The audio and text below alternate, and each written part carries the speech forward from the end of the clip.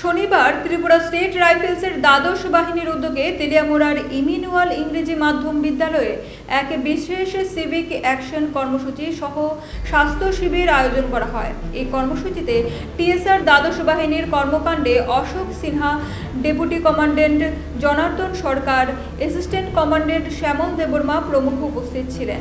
এই আয়োজনে বিভিন্ন অংশের সাধারণ মানুষকে চিকিৎসা পরিষেবা প্রদান করা হয়। গরিব দুস্থদের মধ্যে কাপড়, মশারি সহ খেলার সামগ্রী বিতরণ করা হয় এবং বিভিন্ন অংশের ছাত্রছাত্রীদের মধ্যে খাতা কলম সহ স্কুল ব্যাগ তুলে দেওয়া হয়।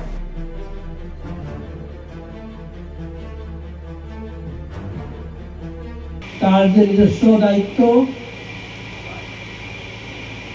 আইন শৃঙ্খলা রক্ষা, আগে উগ্রপন্থী দমন থেকে শুরু করে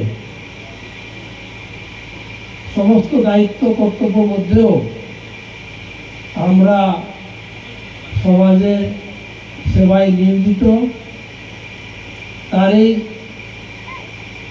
এক উদাহরণস্বরূপ আমরা মাঝে মধ্যে বছরে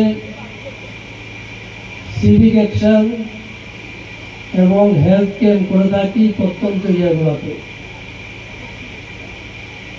আমরা টিএসআর শুধু আইন শৃঙ্খলায় নিয়োজিত না, আমরা সমাজের প্রতি দায়বদ্ধ।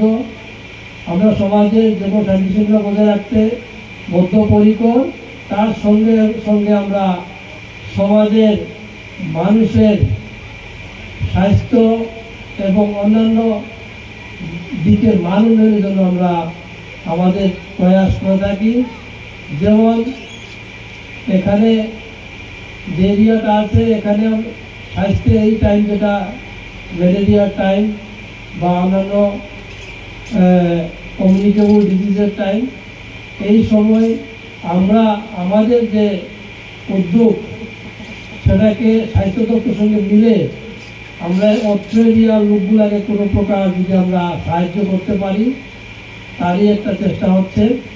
আজকে আমরা হেলথ ক্যাম্প, আমাদের ডক্টর সাহেব আমাদের রিকোয়েস্ট এখানে উপস্থিত হয়েছেন। এখানে লোকদের পরীক্ষা নিরীক্ষা করবেন, ওষুধ দিবেন।